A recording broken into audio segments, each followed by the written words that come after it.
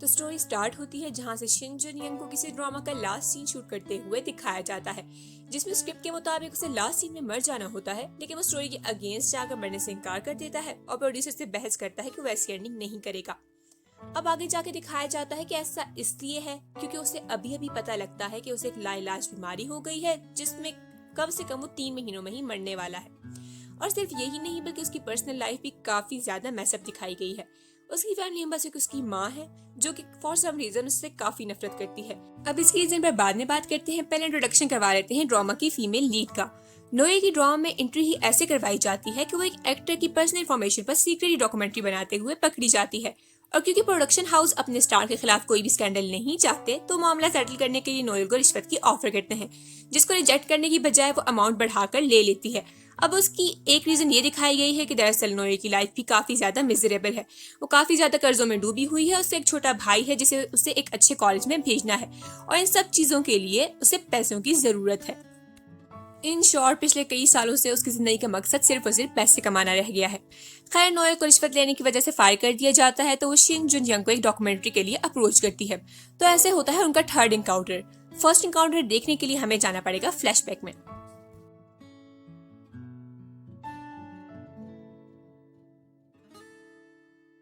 तो कई साल पहले जब शिन जुन यंग और नोएल हाई स्कूल में होते हैं, तो नोएल अपने फादर अपने छोटे भाई के साथ रहती है। उसके फादर स्ट्रीट फूड बेचते हैं, जबकि दूसरी तरफ नोएल पूरी दुनिया की मदद करने के लिए अपना सब कुछ लुटाने के लिए तैयार होती है, जिसकी वजह से उसे अपने फादर से काफी ज्यादा डांट भी सुननी पड़ती है, जिसे वो जरा बराबर भी सीरियस लेने की जहमत नहीं उठाती। खैर, शिन जुन यंग अपनी माँ के साथ रहता है और उसे अपने फादर के बारे में कुछ भी पता नहीं होता, सिवाय इसके कि वो उसे और उसकी माँ को कई साल पहले छोड़कर जा चुके हैं। फिर एक दिन उसे अपने अंकल से पता लगता है कि फेमस प्रोसिक्यूटर चॉय हंजून उसके रियल फादर हैं, और यही वजह है कि उसकी माँ उसे हमेशा पढ़ने के लिए कहती है, क्योंकि जुनियंग की माँ चाहती है कि जुनियंग अपने बाप की तरह एक प्रोसिक्यूटर बने। और जब से जुनियंग को ये पता लगता है, वो सब कुछ छोड़कर सिर्फ और सिर्फ अपनी स्टडीज पर फोकस करने लग जाता है। इतना ज्यादा फोकस कि वो अपनी गर्लफ्रेंड से ब्रेकअप कर लेता है। शिन जुन यंग की गर्लफ्रेंड नोएल की बेस्ट फ्रेंड होती है, और जब नोएल को पता लगता है कि शिन जुन यंग ने उसकी बेस्ट फ्रेंड को डंप किया है, तो वो उससे मिलती है और उसे काफी बुरा भला कहती है और उसे पूछती है कि ऐसी कौन सी पढ़ाई है जो क्लास में सबसे लास्ट आने के लिए उसे करनी पड़ रही है। वेल, ये भी एक फैक्ट होता है कि शिन जुन यंग अपनी क्लास का सबसे निकम्मा स्टूडेंट होता है। खैर, जब स्टोरी आगे बढ़ती है तो शिन जुन यंग उससे अपना बदला लेने के लिए उसे सबके सामने एक गोल्ड डिगर बना देता है और सबको ये इंप्रेशन देता है कि नोएल की बेस्ट फ्रेंड को उसने नोएल की वजह से ही डंप किया है। इसी सब के चलते नोएल के फादर की एक हिट एंड रन एक्सीडेंट में डेथ हो जाती है, और इस एक्सीडेंट के असली कातिल को प्रोसिक्यूटर चॉय हंजून के कहने पर छुपा दिया जाता है। जब नोएल को पता लगता है कि असली कातिल को प्रोसिक्यूटर के कहने पर छुपाया जा रहा है, तो प्रोसिक्यूटर से मिलती है और उनसे असली कातिल को सामने लाने के लिए कहती है, लेकिन वो उसकी मदद करने से इनकार कर देते हैं, क्योंकि उस कातिल को छुपाने के बदले में उन्हें एक बहुत बड़ी पॉलिटिकल सीट मिल रही होती है। तो बीच के बहुत से इवेंट्स को मिस करके मेन इवेंट्स की बात करते हैं, तो अपने फादर की डेथ के बाद नोएल शहर छोड़कर चली जाती है। जुनियंग उसे काफी ज्यादा ढूंढने की कोशिश करता है, लेकिन फिर उसे पता लगता है कि दरअसल नोएल के फादर की डेथ के बाद नोएल को कर्जा मांगने वाले लोग काफी परेशान कर रहे हैं, जिसकी वजह से वो शहर छोड़कर जा चुकी है। खैर, एट द सेम टाइम जुनियंग के फादर को वो पार्टिकुलर सीट मिल जाती है, जिसकी वजह से उन्होंने असली कातिल को छुपाया होता है, और यहीं पर फर्स्ट इनकाउंटर की स्टोरी एंड हो जाती है।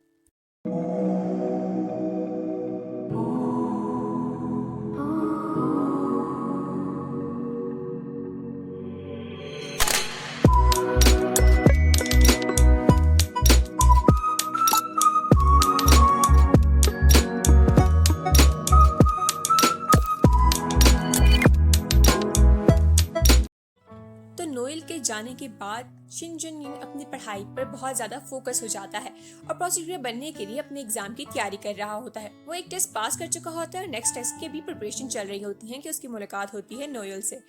नोएल से वो कुछ ऐसे मिलता है कि नोएल चॉय हंजून के पोस्टर पर ऐसे सेंटेंसेस लिख रही होती है जो कि उसके खिलाफ होते हैं, और शिन जुन यंग उसे ही करते हुए देख लेता है। अब यहाँ पर एक और बात है, कोरिया में किसी भी पॉलिटिकल फिगर के पोस्टर पर कोई भी ऐसा सेंटेंस लिखना जो कि उसका खिलाफ हो एक क्राइम होता है और उसकी एक सजा होती है। तो इसलिए शिन जुन यंग उसे ब्लैकमेल करता है कि वो उसकी पुलिस में रिपोर्ट कर सकता है, इसलिए वो मजबूरन उसकी हर बात मानती जाती है। लेकिन अब वो इस मामले को सेटल करने के लिए उससे पूछती है कि आखिर वो उससे क्या चाहता है। तो शिन जुन यंग कई सालों बाद बहुत सीरियस होकर उसे अपनी गर्लफ्रेंड बनने के लिए कहता है। तो वो सिर्फ एक मजाक समझती है और वो सोचती है कि शायद वो ऐसा इसलिए कह रहा है ताकि वो उन तमाम लड़कियों को खुद से दूर रख सके जो कि हर वक्त उसके आगे पीछे मिलाती रहती हैं। खैर, इस बात पर मामला सेटल हो जाता है कि जब तक शिन जुन यंग अपनी पढ़ाई कर रहा है तब तक वो उसकी फेक गर्लफ्रेंड बनकर सब लड़कियों को उससे दूर रखेगी। खैर, आगे हमें दिखाया जाता है कि इतने सालों बाद भी नोएल अपने बदले को भूली नहीं है और आज भी वो हर उस स्कीम में हिस्सा ले रही है जो कि चॉय हंजुन के खिलाफ जाती है। खैर, चॉय हंजुन एक इलेक्शन लड़ रहे होते हैं जिसमें नोएल सेकंड कैंडिडेट को सपोर्ट करने के लिए एक स्कीम चलाती है, जबकि उसके अगेंस्ट चॉय हंजुन को सपोर्ट करने के लिए एक नया कैरेक्टर इंट्रोड्यूस करवाया जाता है, जियोंग यून, जो कि चॉय हंजुन के बेटे से शादी करने के लिए कोरिया आई होती है। वेल, इस कैरेक्टर को आप भूले तो नहीं होंगे, तो यही है वो असली कातिल जिसको कई साल पहले चॉय हंजुन ने छुपाया होता है। तो स्टोरी का एक और पॉइंट जो मैं यहाँ पे क्लियर करना भूल गई हूँ वो ये है कि कई साल पहले चॉय हंजू ने शिन जुन यंग और उसकी माँ को नहीं छोड़ा होता, बल्कि हुआ कुछ यूँ होता है कि जब चॉय हंजू शिन जुन यंग की माँ से शादी कर लेते हैं तो वो उन्हें ये नहीं बताते कि दरअसल वो एक लॉ कॉलेज के स्टूडेंट हैं और आगे क्योंकि उनका फ्यूचर काफ़ी ज़्यादा ब्राइट होता है और चॉय हंजू की फैमिली को जब पता लगता है कि उन्होंने एक बहुत ही कम तालीम याफ्ता और गरीब औरत से शादी की है तो वो शिन जुन यंग की माँ से मिलते हैं और उनसे कहते हैं कि दरअसल चॉय हंजू का फ्यूचर आगे बहुत ज़्यादा ब्राइट है, इसलिए उनका कोई भी मैच नहीं बनता। इसलिए शिन जुन यंग की माँ वहाँ से उनको हमेशा के लिए छोड़ के चली जाती है और चॉय हंजू को कभी भी ये पता भी नहीं रख पाता कि दरअसल उनका एक बेटा भी है।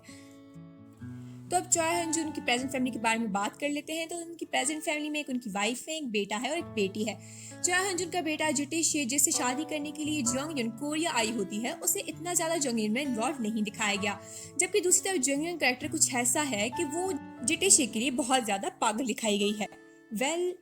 इस सेकंड इनकाउंटर में शिन जुन यंग और नोएल के दरमियान बहुत कुछ ठीक हो रहा होता है और नोएल एग्रीमेंट के मुताबिक कई लड़कियों से उसका पीछा भी छुड़वा चुकी होती है और काफ़ी कुछ आहिस्ता आहिस्ता सेटल हो रहा होता है। लेकिन स्टोरी के यहाँ तक पहुँचते पहुँचते यकीन हम लोग एक बात भूल गए होंगे कि प्रोसिक्यूटर चॉय हंजू शिन जुन यंग के फादर हैं और यही बात दोबारा रिमाइंड करवाने के लिए एक और स्टोरी बीच में डाली गई है और यही है ड्रामा का मेन इवेंट। तो होता कुछ यूं है कि कई साल की मेहनत के बाद नोएल चॉय हंजू के खिलाफ एक ऐसी वीडियो हासिल करने में कामयाब हो जाती है जो कि वो उनके खिलाफ इस्तेमाल कर सकती है और जैसे ही चॉय हंजुन इलेक्शन जीतकर उस पार्टिकुलर पॉलिटिकल सीट पर पहुंच जाते हैं वो उसी रात उन्हें कॉल करके ब्लैकमेल करती है कि अगर वो अब भी असली कातिल को सामने ना लाए तो उसके पास जो चॉय हंजुन की वीडियो पड़ी हुई है वो किसी चैनल को बेच देगी, जिसके बदले में उसे अच्छी खासी रकम भी मिलेगी और एक अच्छी सी जॉब भी ऑफर होगी। लेकिन अगर वो असली कातिल को सामने ले आए तो वह सब कुछ नहीं करेगी। वेल, प्रोसिक्यूटर उसकी बात को सीरियस नहीं लेते और उससे कहते हैं कि वो कुछ जो भी चाहे वो कर सकती है और नोएल क्योंकि अपने बदले के लिए काफी ज्यादा सीरियस होती है तो वो वीडियो बेचने के लिए उसी वक्त निकल पड़ती है। लेकिन स्टोरी में अब ट्विस्ट यहाँ पर आता है जहाँ से शिन जुन यंग सारी कन्वर्सेशन सुन लेता है। वेल, शिन जुन यंग अभी भी अपने फादर से नहीं मिला होता, लेकिन उनका बेटा होने के नाते शिन जुन यंग के दिल में प्रोसिक्यूटर के लिए एक सॉफ्ट कॉर्नर जरूर होता है। तो अपने फादर को बचाने के लिए वो नोएल का पर्स छीन लेता है। नोएल अपना पर्स लेने के लिए उसके पीछे भागती है क्योंकि उसी पर्स में वो यूएसबी होती है जिसमें प्रोसिक्यूटर के खिलाफ रिकॉर्ड की गई वीडियो मौजूद होती है। वेल, नोएल जब वो पर्स लेने के लिए भागती है तो उसका एक्सीडेंट हो जाता है और ये सब कुछ होते हुए देख रहा होता है जिटिशी और उस दिन जिटिशी को पता लगता है कि दरअसल शिन जुन यंग उसका सुतेला भाई है। इस एक्सीडेंट में नोएल को बहुत ज्यादा सीरियस इंजरीज कॉज हुई होती हैं जिसकी वजह से शिन जुन यंग काफी ज्यादा परेशान होता है। खैर, अब यहाँ पे हमें दिखाया जाता है कि शिन जुन यंग काफी ज्यादा स्ट्रेस में होता है और वो नहीं चाहता कि नोएल मर जाए, तो वो एक गॉड से एक बहुत बड़ी डील करता है, यानी कि वो उसको बचाने के लिए कहता है कि अगर गॉड नोएल को बचा लेंगे तो वो अपनी जिंदगी की हर खुशी पर सेक्रीफाइस कर लेगा, यानी कि उसकी जिंदगी में जितनी भी खुशियां हैं उन सबको छोड़ देगा, लेकिन शर्त ये है कि नोएल बच जाए। तो नोएल बच जाती है और उसके बाद शिन जुन यंग हमेशा के लिए उसकी जिंदगी से चला जाता है। अब यहाँ पर दो मिस्ट्री सॉल्व हो चुकी हैं। मिस्ट्री नंबर 1 कि शिन जुन यंग की लाइलाज बीमारी। शिन जुन यंग को लाइलाज बीमारी इसलिए है क्योंकि कई साल पहले की गई उसकी उस बात को गॉड ने काफी ज्यादा सीरियस ले लिया है।